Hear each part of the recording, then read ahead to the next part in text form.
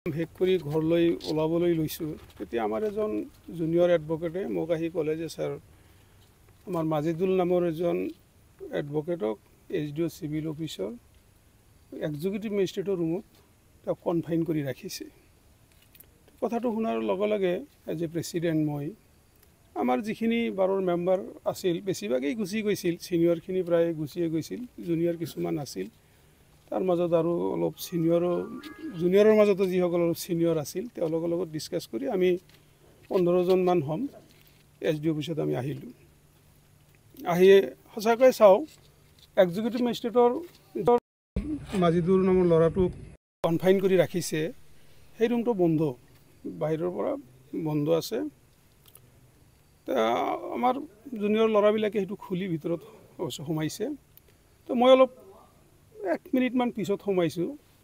সোমাৰ লগে লগে তাৰ এজন 4th গ্ৰেডৰ হ'ব বোধহয়, তেওঁ আহি মোৰ পৰা মোবাইলটো চাৰ্জ কৰিলে, আপোনাৰ মোবাইলটো দিয়ক।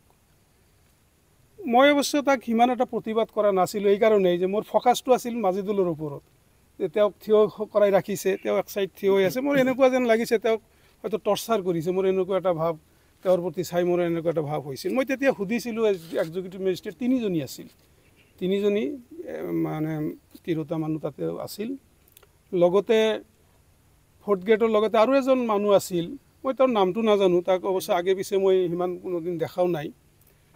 তাৰপিছত মই সুধিলোঁ মেজিষ্ট্ৰেটজনক, তেওঁলোকে যে আপোনালোকে তেওঁক কিয় কনফাইন কৰি ৰাখিছে? তেওঁলোকে নকয়, যেনে তেওঁৰ পৰাই শুনক।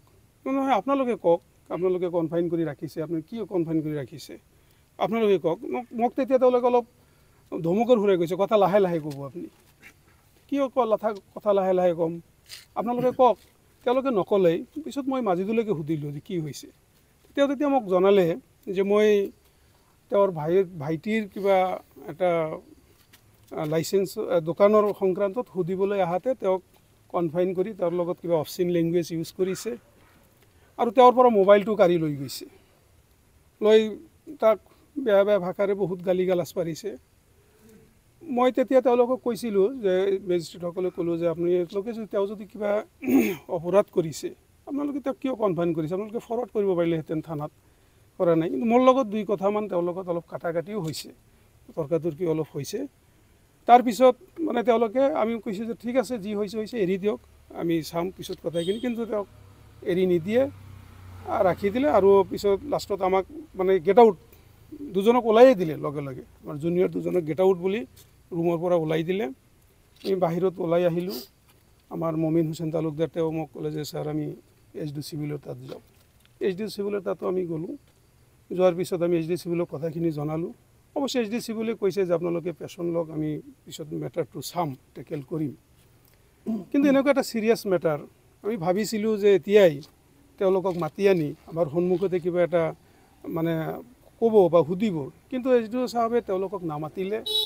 আমাৰ কথাখিনি শুনাৰ পিছত আমাক বাহিৰত যাবলৈ দিলে। বাহিৰত অহাৰ পিছত তেতিয়া মাজিদুল আমাক ক'লে, ছাৰ মোক কাণতো ধৰাই উঠাই বহা কৰাইছে, আঁঠু কাঢ়ি ৰাখিছিল, আৰু সেই সময়ত তেওঁলোকে ভিডিঅ'ও কৰিছে।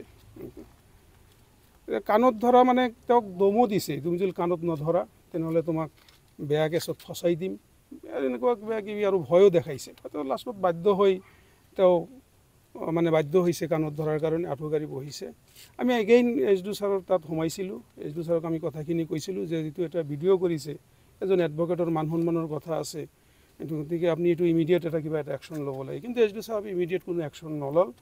আমি এনেকৈ চালোঁ যে এক্সিকিউটিভ মেজিষ্ট্ৰেট 3জনে আমাক যেতিয়া SDO ছাৰে কোনো সুবিচাৰ সেই সময়ত নিদিলে, তেওঁলোকে আমাক বাহিৰত অলপ ইনচাল্ট কৰাৰ নিচিনা বিহেভিয়াৰ, মানে বডি লেংগুৱেজটো সেনেকুৱা তেওঁলোকে দেখাই আছিল। পিছত আমি ওলাই আহিছোঁ। আমি আহি আমাৰ যিখিনি এডভকেট ছিনিয়ৰ বা আমাৰ বাকী এডভকেটৰ লগত আমি আলোচনা কৰিছোঁ। আমি এটা সিদ্ধান্ত পিছত ল'লোঁ যে আমি আপাতত আমি তেওঁলোকৰ বিৰুদ্ধে এখন FIR আমি দি থ'ম। এইবাৰ আমি এতিয়া আজি এখন FIR দিছোঁ। তথাপিও যদি SDO চাহাবে আমাক মাতে, আমি যাবলৈ ইচ্ছা আছে আমাৰ, আমি আলোচনা কৰিম। কিন্তু তাৰ আগতে আমি আমাৰ যিটো লিগেলি যিটো আমাৰ ছাইড, আমি সেই ছাইডটো হিচাপে আমি এখন FIR আজি ইয়াতে আমি ছাবমিট কৰিছোঁ। অলৰেডি GD এণ্ট্ৰি হৈছে, আৰু যিজন ভিক্টিম তেওঁক মেডিকেলো কৰাই আনিছে। বাকী অহা সোমবাৰে হয়তো অফিচ খুলিব, দেখা যাওক কি হয়। কোনগৰাকী মেজিষ্ট্ৰেটৰ নাম মইতো তেওঁলোকৰ নাম গোটেইকেইজন নাজানো, কিন্তু পিছত মই শুনিছোঁ বিটুমণি বুলি এজন আছে, বিটুমণি চৌধুৰী, আৰু তেওঁৰ বিৰুদ্ধে বহুত এলিগেশ্যন আমি শুনিও থাকোঁ। তেওঁ মানে কিছুমান এই আমাৰ গাঁৱলীয়া অঞ্চলত যিবিলাক ফাৰ্মাচী আছে তেওঁলোক এনে সুদাই মুদাই নোটিছ কৰে উইদাউট এনি ভেলিড পাৰ্মিশ্যন, কাৰো পৰা পাৰ্মিশ্যনো নালাগে। তেওঁ নিজে নিজেই নোটিছ ইছ্যু কৰি সেই তেতিয়া যে তাত উপস্থিত আছিল বেলেগ এজন ল'ৰা, পিছত গম পালোঁ যে তেওঁ এজন দালাল হাইদৰ আলী তাৰ নাম। আৰু এই হাইদৰ আলীৰ হতুৱাই সেই যিখন ফাৰ্মাচী তেওঁ বন্ধ কৰি দিয়ে তাৰ লগত যোগাযোগ কৰি পিছত মোটা অংকৰ টকা লৈ সেইবিলাক খুলি দিয়া বুলি মই পিছত শুনা পাইছোঁ। মই শুনিছোঁ এইখিনি কথা, মই অৱশ্যে নিজে দেখা নাই বা মোৰ লগত হোৱা নাই, কিন্তু মই বহুতৰ পৰাই এই কথাবিলাক মই শুনিছোঁ। আৰু তাৰ এজন ফৰ্থ গ্ৰেডো আছে, এই ফৰ্থ গ্ৰেড ল'ৰাজনো খুব অতিৰিক্তভাৱে মানে আমাৰ লগত মিছবিহেভ কৰিছে, মোবাইলবোৰ তেওঁৱে কাঢ়ি লৈছে। নামটো সুদন পণ্ডিত বুলি তেওঁ মানে খুব কৰিছে।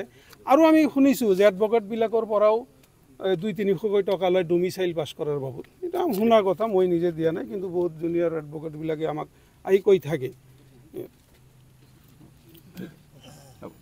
যিকোনো খবৰৰ বাবে যোগাযোগ কৰক 7099017330 অথবা 7099017990 নম্বৰত।